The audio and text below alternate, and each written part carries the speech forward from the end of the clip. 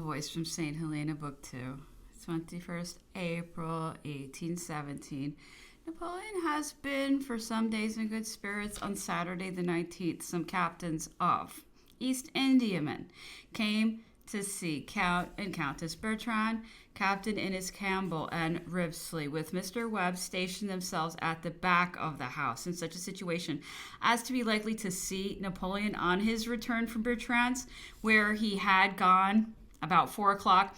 Napoleon beckoned to and conversed with them for nearly an hour, during which he asked many questions about India, the East India Company, Lord Moira, their own profits, etc., and to the Commodore, who had a very youthful appearance. In a laughing manner, he observed that he was a child and ought to be ashamed of commanding captains so much older than himself.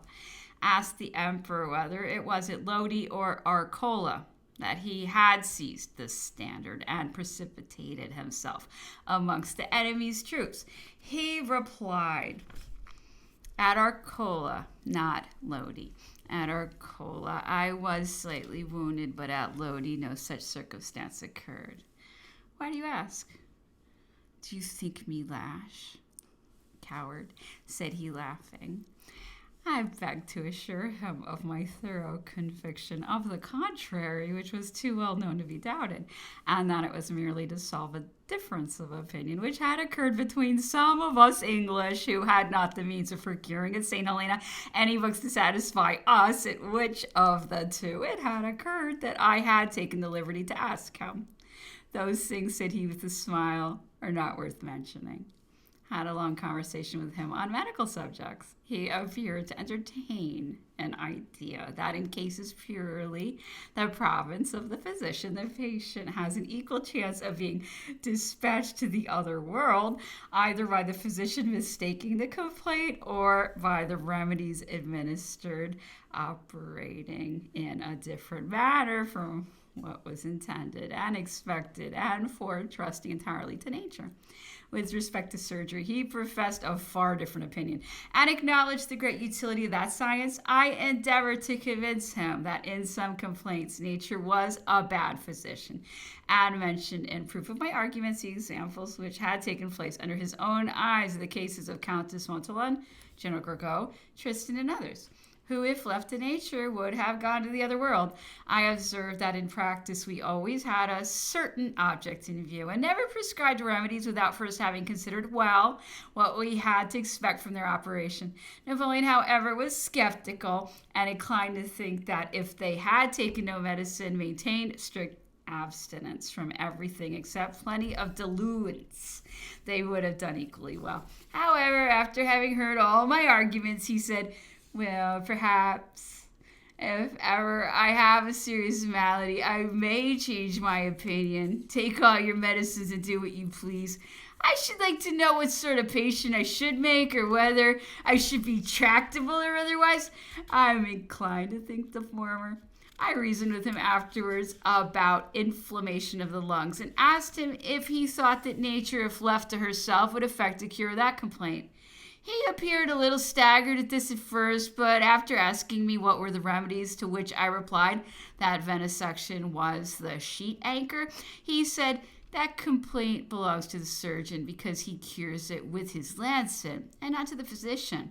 I then mentioned dysentery and intermittent fevers. The remedies given in intermittent fevers, said he, frequently produce worse complaints than the disease that they remove.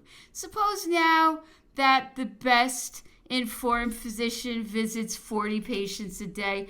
Amongst them, he will kill 1 or 2 a month by mistaking the disease.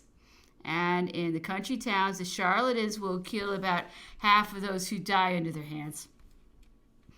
The country towns in England, as well as in France, said he, abound with Moliere's doctors. Are you fatalist? I replied, in action I am. Why not everywhere else? Said the Emperor. I said that I believed of man's dissolution in certain cases to be inevitable if he did not endeavor by proper means placed in his power to prevent his fate.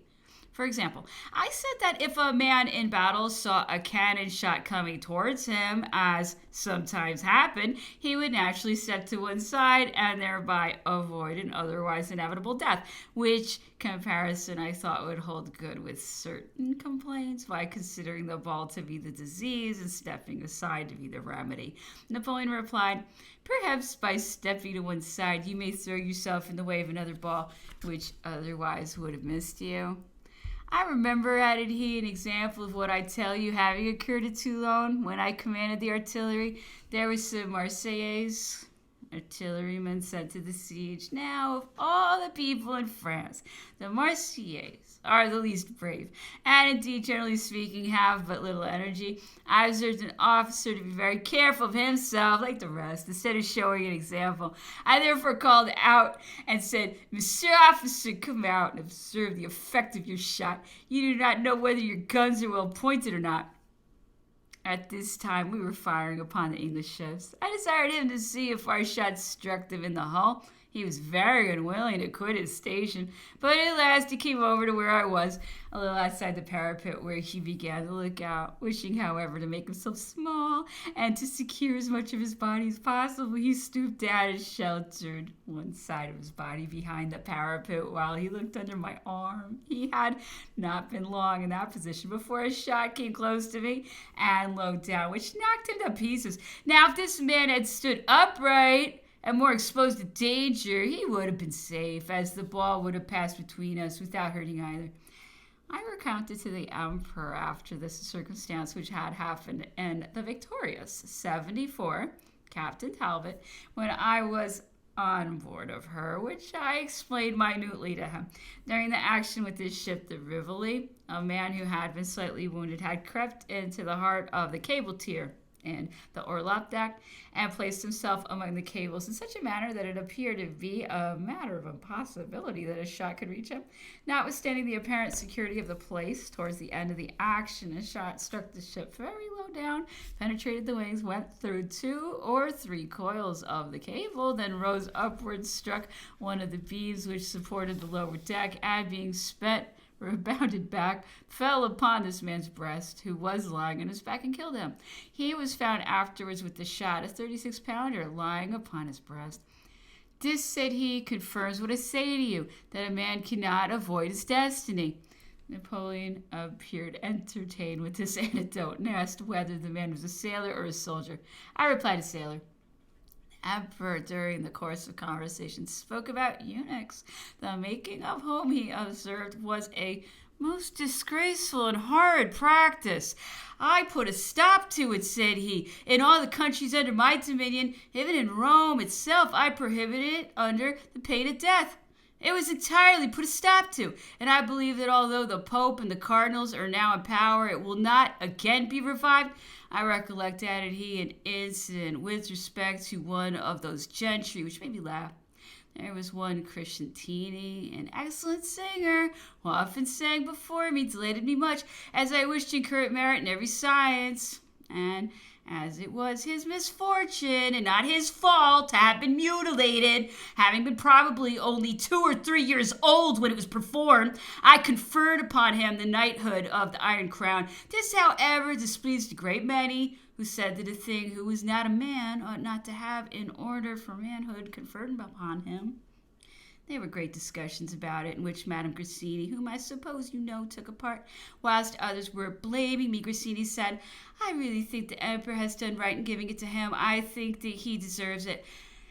Being asked why, she replied, "I think he merits it, if it were only on account of his wounds." This sally produced the greatest laughter and turned the business completely. I believe that no person laughed at it more than myself. 23rd. Yesterday, Napoleon was indisposed and had recourse to his customary remedies, diet, and dilutes. He remained all day in his bedroom and ate nothing. Told me that he had risen at 3 in the morning and wrote or dictated all day. Gave him 2 or 3 newspapers. He repeated his disbelief in the rumor of war being likely to take place between Russia and America, as it was contrary to the interest of both. General Gourgaud, the day before yesterday, rode out towards the alarm house, and on his way met the Russian commissioner and Captain Gore with whom he conversed for a considerable time.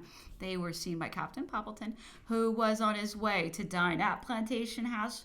When His Excellency was informed of this, he said at first that Captain P ought to have remained with them to listen, but then it was explained to him that he could not have done so without affronting them, as General Gourgaud knew that he was to dine at Plantation House. He acknowledged that it could not have been done. This day, however, a note came from Major Gorker stating that the governor wanted to see Captain Poppleton directly and that he was required to write an official statement of what he had seen take place yesterday between the commissioner and Gourgaud, that the governor regretted he had not followed and kept company with them in pursuance of the conversation he had had with them, Captain P, in town on a certain day. In this conversation, the governor said he expected that he would, whenever he saw them speaking together, drop in, as it were by accident, and make one of their party. These precautions appeared curious, as the parties had long interviewed together at the last races before the governor himself and his staff, without molestation. Saw Napoleon in the evening again, who declared himself to be quite well.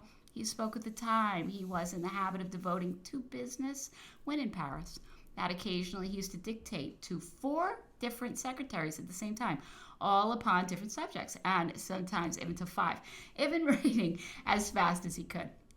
Made some observations upon the Emperor of Austria. Observed that if he were in his power, no treatment could be too good, or limits too extensive. The Emperor he pronounced to be a good and religious man, but a ganache, a man who, though he did not want common sense, never did anything of himself, but always was led by the nose by Metternich or someone else. As long as he had a bad minister, his government would be bad, as he entirely trusted to him and only paid attention to botany and gardening. The 24th. Napoleon in very good spirits, very curious in his inquiries about Murat's expedition against Sicily. Asked me to describe minutely the strength of the English force which had then occupied Sicily, and appeared surprised when I said that it had amounted to about 20,000 English, had a variance, etc. I asked if I thought that Murat would have succeeded in taking the island if he had landed. I replied that I believe not, as independent of the formidable English force against him, the Sicilians themselves in general hated the French, and declared that they would have caused another Sicilian Vespers if they came. He asked how many troops Ferdinand had. I replied perhaps 15,000 men, of whom, however, we were very doubtful, and consequently kept near Palermo, with the exception of a regiment of cavalry. He asked if our ships could have kept the channel on the night that Murat had caused a landing to be made by a small body, and whether they could have been kept at anchor along the Sicilian side of the Faro.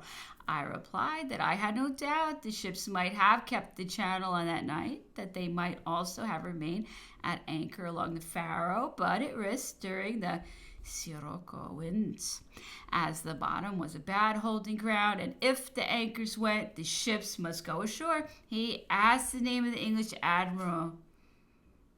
That imbecile Murat, and he lost me about 12 or 1,300 men by the foolish disembarkation he made in Sicily. I know not what object he could have had in view by thus landing a few men.